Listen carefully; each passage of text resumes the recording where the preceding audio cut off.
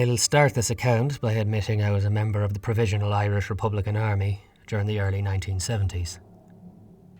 I joined as a volunteer in the South Down Brigade in late 1971 and was active along the border up until my arrest and conviction in 1975. I make no apologies for my involvement in the armed struggle, though I'm not proud of everything I did during that time. And when I look back now, I do question whether all the bloodshed was worth it. Nevertheless, I'm not here to confess everything I did back in the day. Many of the incidents I was involved in are still technically open investigations, and I have no intention of incriminating myself after the fact. I'm an old man now, and in poor health. I can't go back to prison at my age, and I'm in no condition to go on the run. Ultimately, I've come to terms with most of what I did. It was a war after all. But there's one incident that I cannot forget.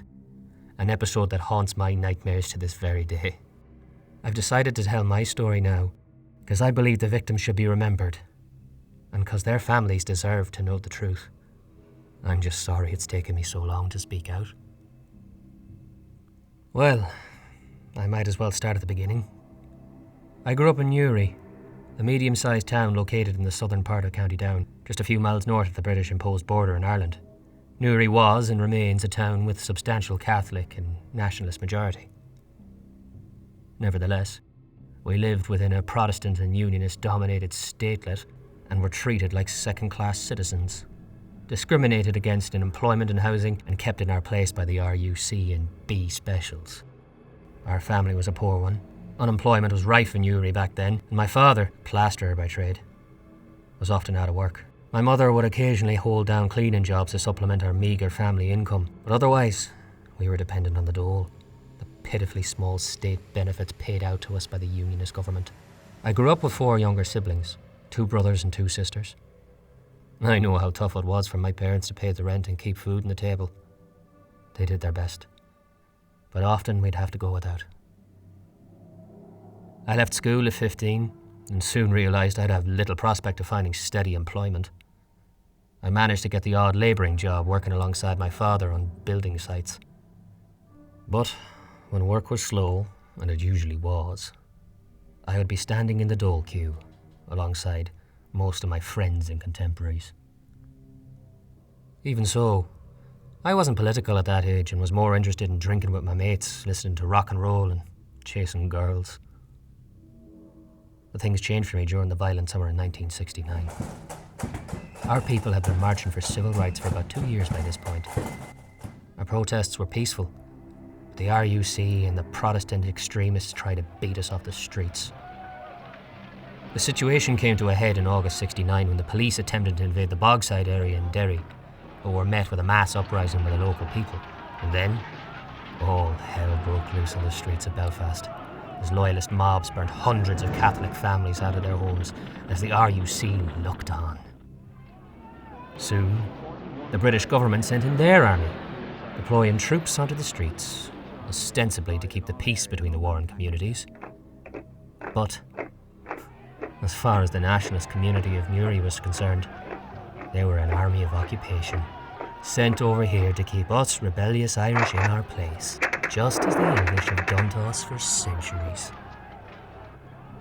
Things escalated over the next 2 years, as the Brits harassed, arrested, beat and shot down our people with impunity. In August 71, they brought in an internment without trial, lifting hundreds of Catholic men, most of them being completely innocent. And then in October, 3 local men were shot down by soldiers in Newry town centre. They were all unarmed. There was heavy rioting at the men's funerals, with me and my friends getting beaten by baton-wielding troops. This was the final straw for me. The next day I went out and joined the IRA. So that's how I became involved in the armed struggle against British imperialism. Judge me if you will, but those were different times, and I felt fully justified in fighting back. In any event, I'm not intending to go into any details about my activities. Suffice to say, I was very active during 1972, which was the most violent year of the conflict. Back then, my comrades and I truly believed we were on the cusp of victory. That one final push would drive the Brits into the sea. But of course, this didn't happen. The violence continued without respite. The events I will describe here occurred in October 1973. By that time I was an experienced operative and had risen through the ranks of the movement. Unfortunately, I'd also come to the attention of the RUC's special branch, and by extension, the British military. They knew my name and that I was an active volunteer from the town. They didn't have enough evidence to convict me in court, but this hardly mattered, since I could be detained indefinitely under the Special Powers Act, if they caught me. For this reason, I spent much of my time in Dundalk, a town just on the other side of the border and therefore outside of British jurisdiction. This didn't stop the Brits from harassing my family, unfortunately. None of my family members were involved with the IRA, but the Crown forces couldn't get hold of me, so they targeted my loved ones instead. My family home was raided on a regular basis, the floorboards being torn up, furniture ripped open, and family pictures and religious icons smashed. My brothers were beaten up and lewd comments were directed towards my sisters. Things took on a more sinister tone when two squatties left a funeral wreath on my parents' doorstep. The card attached had my name on it, along with a message reading, "May he rest in pieces." The death threat didn't bother me too much. Whenever I joined the IRA, I knew I'd be targeted by British agents and their local loyalist proxies. Nevertheless, my mother was very upset by the incident. It broke my heart. But I knew I couldn't go to see my family until this threat had been lifted. But the Brits' intimidation of my loved ones only increased my hatred of them, and I vowed to redouble my efforts in targeting the Crown forces. Ambushes and gun battles along the border were regular occurrences back then. However, in October 1973, the Brigade Command assigned me a special mission in my hometown, an operation which they wanted dealt with discreetly. Before I describe this forgotten incident, I think it's worth adding some context about what was happening at the time. As the conflict raged on, the north of Ireland was suddenly plagued by rumours of occult practices, witchcraft and satanic rituals. As I recall, it began with a story in the press about an alleged animal sacrifice in the Copeland Islands, off the coast of the Ards Peninsula. There were reports of a clandestine gathering on the island by persons unknown, and several slaughtered sheep were found at the site, supposedly having been sacrificed in a dark ritual of some variety. The details were pretty vague, as tends to be the case in stories such as these. Sometime later, a young boy was brutally murdered in Belfast. His body burnt and dumped into the River Lagan. This was a particularly tragic killing which didn't appear to be linked to the conflict. Some believe there was a sexual motive to the murder, but others thought the boy had been sacrificed by the same shadowy cult responsible for the Copelands incident. Well, these rumours continued to spread, with reports of similar incidents and rituals all across the north, including accounts of young people engaging in seances in attempts to contact those killed in the conflict. The IRA regarded these rumours with a large degree of scepticism. We believed the stories were being deliberately spread by the British in an attempt to weaken our support base. After all, we had all been brought up in the Catholic faith, and many IRA volunteers were still devout, attending Mass regularly and reciting the Rosary. Many of us struggled to come to terms with the violent acts we committed in the name of freedom, particularly, "Thou shalt not kill." It would certainly be in the Brits' interest to encourage the idea that violence was corrupting the youth and leading them down a path of darkness. They wanted our people to live in fear, to believe that there was something evil occurring behind locked doors, with demons and monsters lurking in the shadows, waiting for their opportunity to strike. At the time, I didn't believe a word of it. I considered myself a modern revolutionary, committed to building a new society free from the superstitions and prejudices of the past. And so, when an incident occurred in my hometown of Newry, I was keen to lead the IRA's investigation. I wanted to prove once and for all that this thing was a hoax. But what I saw and experienced over those few days in October 1973 changed my understanding of the world in ways I could never have previously imagined. It all started one autumn night. There's an old ruined castle on a hillside overlooking the town, what remains of a fort dating back to Cromwell's time. It was known locally as Chucky Eddie's. The Brits spotted a fire up there one night and sent a patrol to investigate. What exactly the Brits found up there remained something of a mystery, various different stories did the rounds at the time. But all accounts agree on is that a group of teenagers, probably drunk and on drugs, had slaughtered a goat, hanging its body from a crudely built stand, whilst the teenagers sat in a circle around an open fire, reciting an unknown chant in unison. A teenage girl was said to have drunk a cup of the goat's blood. Her brother had been killed during a riot the previous year, and she believed she could contact his spirit by conducting this bizarre ritual. 3 teenagers were arrested at the scene, the blood-drinking girl and 2 boys, but the Brits released them without charge a couple of days later. Accounts of the incident soon spread around the town, and the story even appeared in the local press. There were, however, details which the Brits never made public. We heard through our sources how the 4 soldiers who discovered the gruesome scene were unable to report for duty the next day. They spoke of witnessing something evil on that darkened hillside, an unnatural entity which they could not describe. All 4 were taken off frontline duty and sent for psychological evaluation. One soldier later attempted suicide. Bizarre and implausible as it was, the incident caused a lot of concern in the local community. Parents refused to allow their children out after dark, and people started questioning whether the violence had unleashed a terrible evil upon our people. News of the event soon reached the IRA Army Council, and they decided to launch their own investigation, which I was ordered to lead. The leadership believed the entire incident had been concocted by the Brits in order to undermine our support base. Initially, I tended to agree with their assessment. Our orders were to pick up the 3 teenagers and detain them for questioning. I hoped that the kids had been duped or were off their heads on drugs.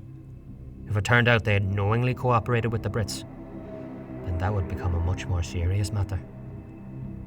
Either way, we needed to get to the bottom of this and nip the rumours in the bud. I had 2 volunteers to assist me on this operation. There's my best mate Mal.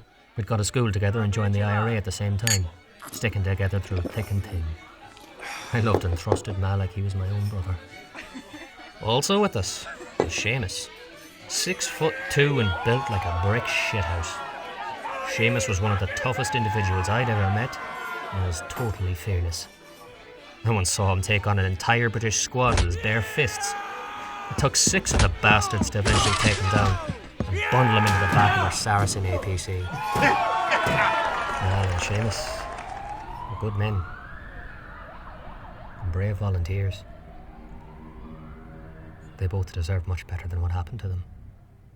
If I knew then how it would turn out, I never would have involved my 2 friends, but I'm getting ahead of myself. The 3 of us drove around Newry town, avoiding army patrols and roadblocks as we called on the teenagers and picked them up one by one. Surprisingly, we had few complaints from the families and no resistance whatsoever from the teenagers. For obvious reasons, no one wants to get picked up and interrogated by the IRA. It usually doesn't end well for those being questioned. But these kids didn't seem scared in the slightest. In fact, they showed no emotion at all. And none of the 3 spoke a single word as we drove them to the safe house on the edge of town and marched them inside. This was our first indication that something wasn't right. But things only got more disturbing from this point onward. Now, I'm not going to reveal the names of these 3 young people. Their families still live in Newry and I want to protect their privacy. And so, for the purposes of this account, I will refer to the boys as Paddy and Mick, and the girl as Mary. Once we'd secured the safe house, we placed Paddy, Mick and Mary in separate bedrooms and began to question them. We got straight down to it, bombarding them with questions about the incident up at the castle. What were they doing there? What did they tell the Brits? And so on. And what did we get from them? Nothing. Not a single word. All 3 just stared blankly at us, without a grain of emotion on their faces. It's like they weren't even there. The lights were on, but nobody was home. I'd never seen anything like it. I'm not even sure if any of the 3 even blinked. This went on for several hours. Our line of questioning became increasingly aggressive, but it made no difference. At one point, Seamus lost his head and started to slap one of the lads around. He was frustrated by the lack of progress and wanted to get a rise out of the door. Seamus hit the lad 3 or 4 times before we pulled him away. Now, as I said before, Seamus was a big lad and strong as an ox. When he hit you, you felt it. But not this boy. He barely reacted to the hard slaps and didn't show any signs of pain or distress. His cheek was bruised and his nose bloody. But he didn't squeal or flinch. The wee bastard just kept on staring at us blankly as if to say, "Is that the best you can do?" We decided to call it a night at that point. Clearly these youngsters were tougher than they looked. We thought perhaps they were actually working for the Brits and had received anti-interrogation training. In any event, we decided to let them stew overnight and start at it again in the morning. The 3 of us split up for the night. We didn't want to risk all of us being arrested together if the Brits raided the house. Mal went home to his family, while I travelled to another safe house outside of town. Seamus volunteered to stay at the house overnight and guard the prisoners. We were a bit worried about leaving him alone with them, given what happened earlier, but Seamus assured us that he'd calm down and would be fine. He was an experienced volunteer, and we trusted him.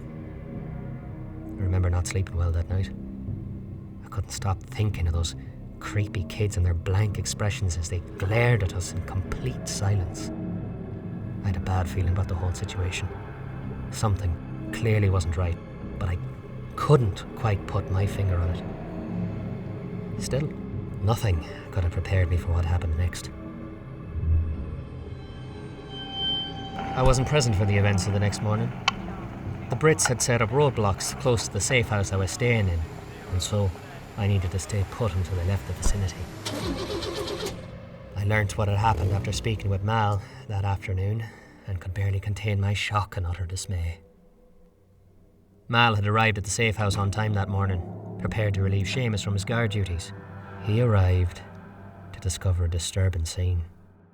Seamus was upstairs, standing outside the locked door of the room containing Mary, the girl who drank the goat's blood. Mal said he could hear the girl whispering softly through the door, while Seamus stood and listened intently. Mal claimed he couldn't make out what she was saying, but he told me there was an unsettling tone to the whispering, sinister and almost inhuman. What was most surprising, however, was Seamus's behaviour.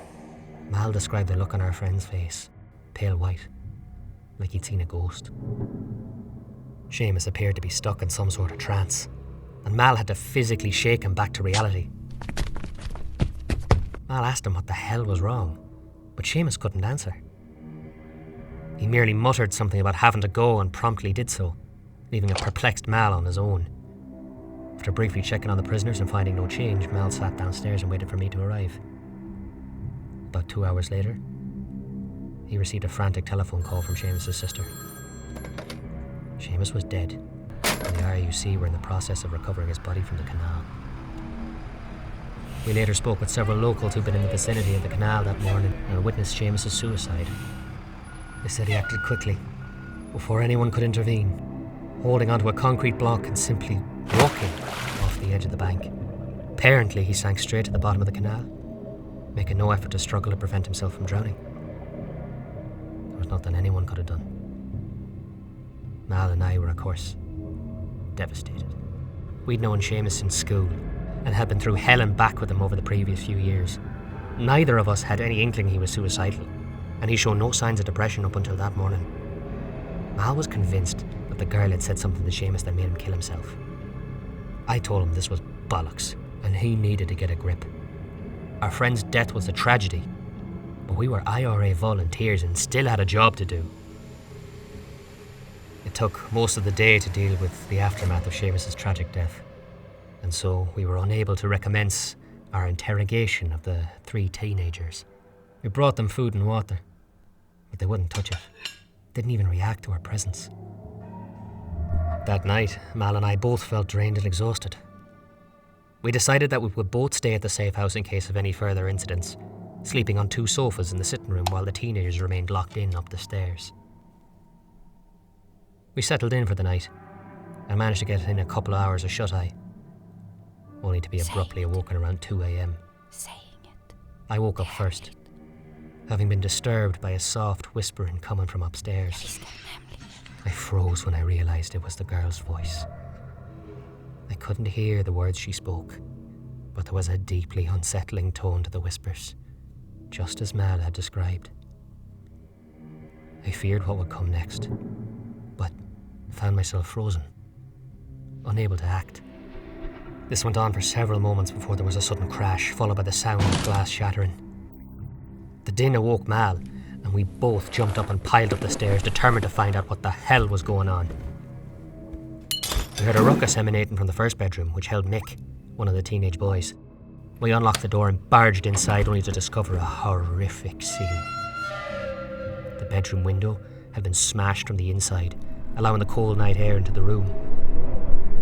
Meanwhile, Mick lay on the floor, blood pouring from an open wound in his neck, spraying all over the worn-out carpet. We quickly concluded that he'd used a shard of broken glass to cut his own throat. Mal and I ran to his side, holding down his thrashing body as we desperately tried to stop the bleeding.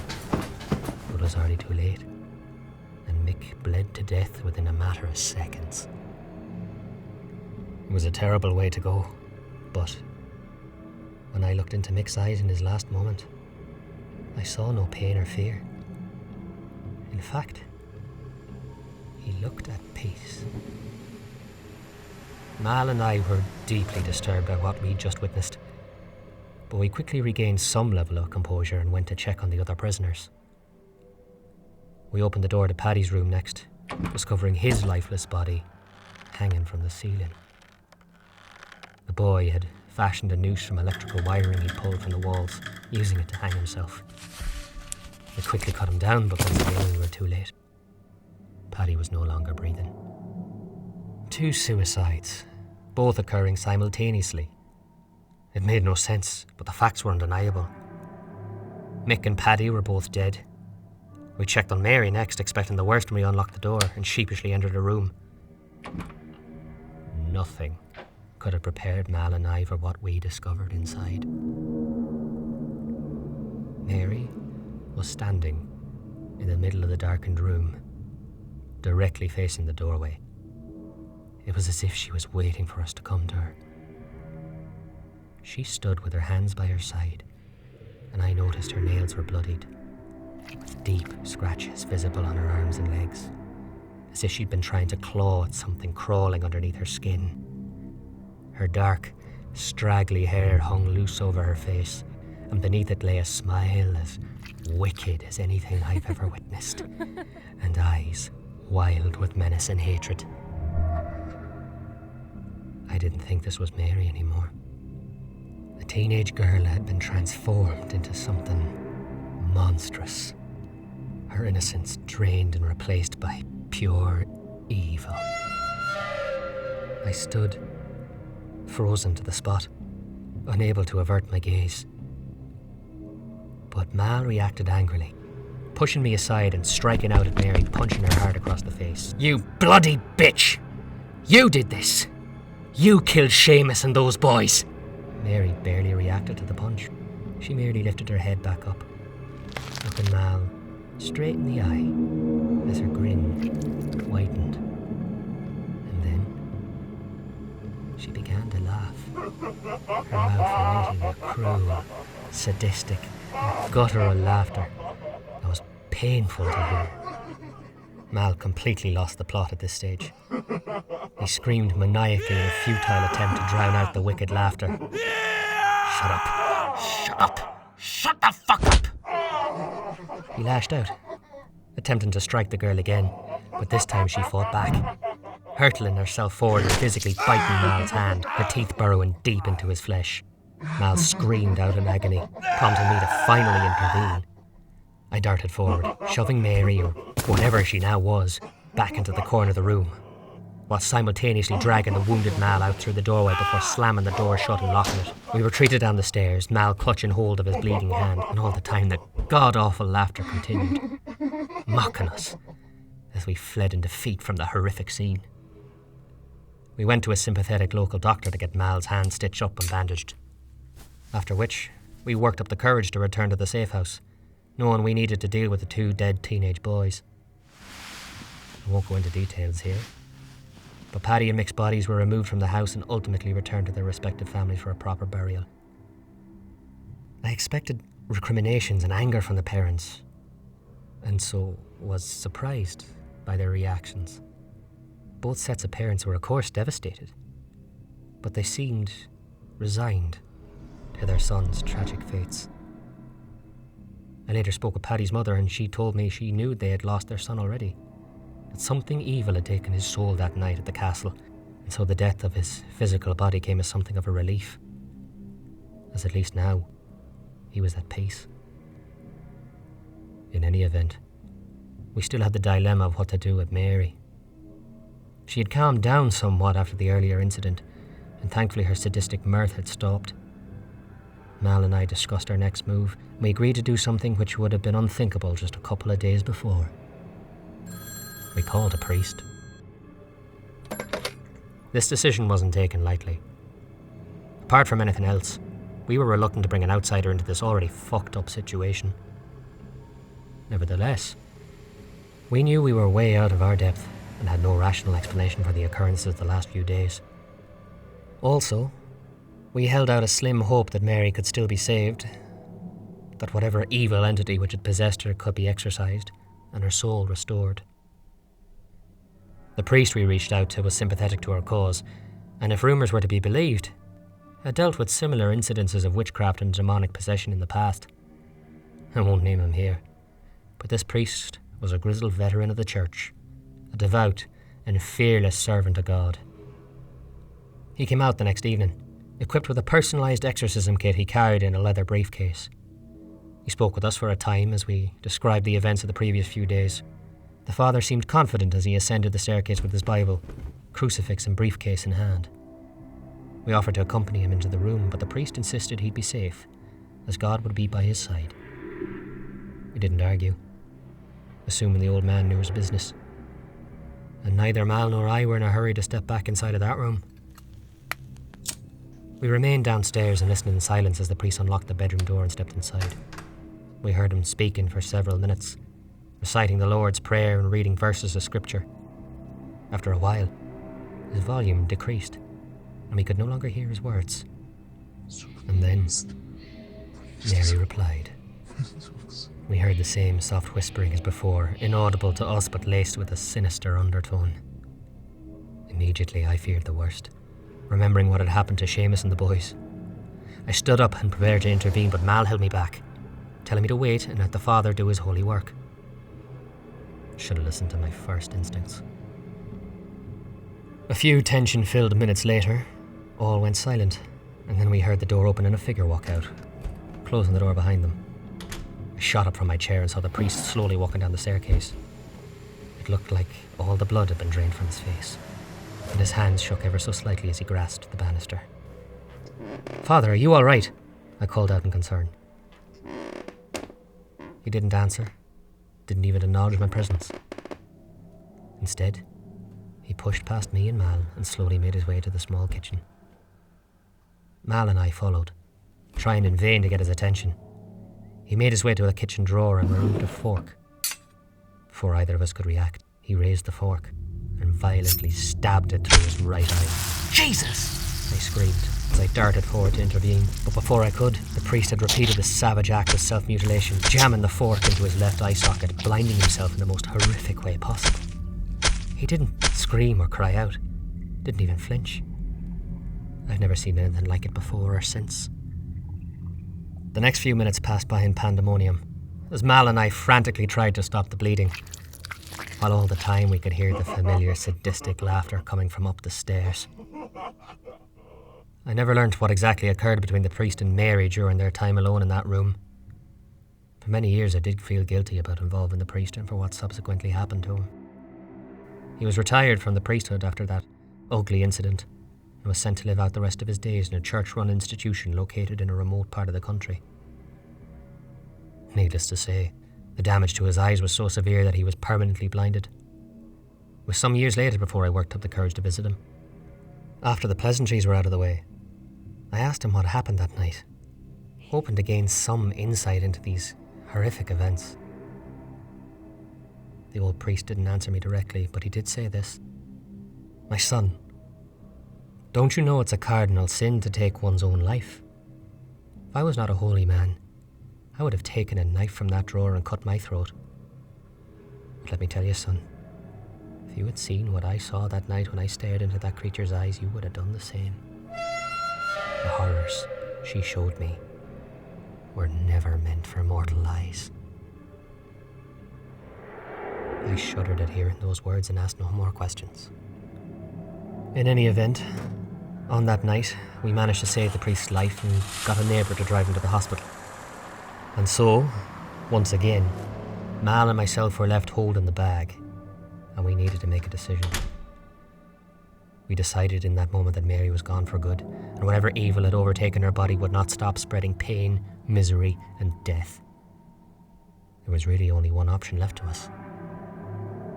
We needed to kill this monster.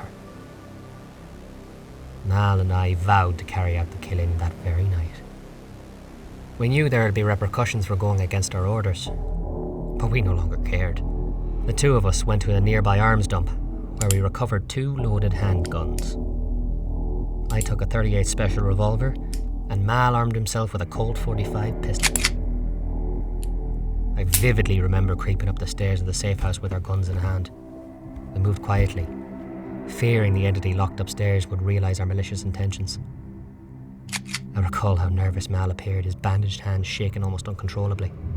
Looking back, I should have sent him home and dealt with the situation myself.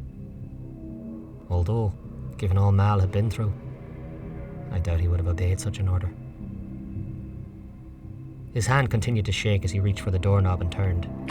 At the same time, I kicked the door open and we both rushed forward, fully prepared to pump Mary's possessed body full of lead. We were both frozen in shock by what we saw. Mary, or whatever she turned into, was hanging from the ceiling. Her fingernails had become sharp talons, and she'd used them to dig into the plaster, allowing her to hang upside down like a bat in a cage. Her neck was bent back in a way that shouldn't have been physically possible, and she glared down at us with inhuman eyes that were now entirely black. She was still smiling, her mouth now filled with razor-sharp teeth, like those of a crocodile. Jesus! I swore aloud. I was simultaneously awestruck and terrified. Never in my wildest nightmares had I imagined such a monster could exist. We were both frozen in fear, and our hesitancy allowed the creature ample opportunity to strike first. She, or it, shrieked loudly and pounced, slashing out with its claws and knocking both Mal and I off our feet with an immense force. The creature had escaped its prison, and I wasted no time in tearing down the staircase at incredible speed. I got back on my feet quickly, picking up my revolver and firing down the staircase. But I missed, and suddenly the monster had smashed through the front door and ran out into the street. Mal pushed past me, sprinting down the stairs and out the door. "We've got to stop that bitch!" he cried. I called out after my friend, telling him to stop, and he wouldn't listen. And besides, I knew he was right. We couldn't let this hideous creature escape into our community. So, I ran after Mal, trying to keep up, without much success. Mal had been a track runner in school, so he was considerably faster than me. We tore through the maze of back streets during the desperate chase. I lost sight of Mary, but could still hear her demonic laughter reverberating through the concrete jungle. Suddenly, we exited the estate and ran out onto open ground close to the town centre. I could see Mal running in front of me, but then I spotted several figures approaching from my left-hand side. I turned my head and was horrified to see a patrol of British soldiers, all armed with either rifles or submachine guns. The Brit commander quickly spotted Mal, raising his SLR and screaming, "Halt! Drop your gun, you Mick bastard!" Mal stopped abruptly, turning to face the British officer. I don't know what went through my friend's head in that final moment. Perhaps he was still pumped up with adrenaline after the chase, or maybe his heart was filled with a reckless defiance. In any event, he showed no fear when he raised his handgun and aimed towards the enemy. But the Brit had the drop on him, firing a single round from his SLR which tore through Mal's chest. The whole world seemed to slow down as I looked on in impotent horror, watching as my lifelong friend fell dead in the middle of the street. I screamed out in grief, unwittingly revealing my presence to the enemy. A second soldier opened fire on me, spraying rounds from his Sterling submachine gun. Bullets hit the ground just inches from my feet, forcing me into action. I fired a couple of shots from my revolver to cover my retreat, and I frantically sprinted back towards the housing estate. Somehow, I made it to cover under a hail of bullets, and I escaped into the labyrinth of back streets, eventually finding sanctuary in the house of a sympathiser. And all the time, between the gunshots and shouting Brits, I could hear the cruel mocking laughter of Mary, cutting through the cold night air. The next day, the Brits released a statement to the press, saying the IRA had unsuccessfully attempted to ambush one of their patrols in Newry, with one gunman killed at the scene while a second escaped and remained at large. The IRA soon released their own statement, effectively saying the same thing. The cover story made no sense. We would never have sent two men armed only with handguns to take on a larger and much better armed enemy formation. But it was a convenient lie that suited both sides to maintain. Nobody wanted to admit the truth of what really happened. Mal received a full IRA funeral with all the trappings, including a military parade through the town and a firing party over his graveside. I couldn't meet the eyes of his family during the proceedings. The guilt I carried was too great. And what about Mary? Well, she's still officially listed as a missing person to this day. It's widely believed the IRA executed her and buried her body at a secret location. But this isn't what happened. Over the years, I've heard rumours and whispered stories of a young girl with black eyes who would sporadically pop up in small villages and isolated farms along the border, terrorising the local population. It was said she would appear on your doorstep in the dead of night, her cruel laughter filling the air. Those who saw her were said to be cursed, with bad fortune coming to them or their families. Also, there were said to be spates of suicides in areas where sightings were reported. As for me, after a tough debriefing from the IRA's internal security unit, I was allowed to return to active service. I tried to put the ugly incident behind me, but could not. And I was never as committed to the cause after that point. I got sloppy, and eventually the Brits caught up with me, arresting me with a car full of explosives and ammunition during the spring of 1975. I was sentenced to 10 years for membership of an illegal organisation and intent to endanger life. I did my time in Long Kesh, going on the blanket with my fellow Republican prisoners in an attempt to gain political status. I saw 10 of my comrades die on hunger strike during our standoff with Thatcher's government. I got released in the mid-1980s. The conflict was still going on, but the IRA leadership were satisfied that I'd done my bit for the cause, and so I was allowed to retire into relative obscurity. I saw my release as a second chance at life, one I intended to grasp with both hands. I met a girl and fell in love, marrying her and starting a family. Work was hard to come by given my status as an ex-prisoner, but I got by with odd building jobs and driving a taxi. A few years later, the IRA and loyalist paramilitaries declared ceasefires and entered into peace talks. I supported the Good Friday Agreement when it was signed. It didn't deliver what I'd fought for, what my comrades had died for. Not even close. Nevertheless, times had moved on, and I didn't want my children growing up with the violence I'd seen. They deserved so much better. Well, like I said, I knew I needed to tell the truth of what happened back in '73, if only for the sake of the families. But there's another reason too. Namely, what happened to me 6 months ago. I was out shopping in a supermarket in the town, picking up some sweets for my grandkids. I always like to spoil them when they come to visit.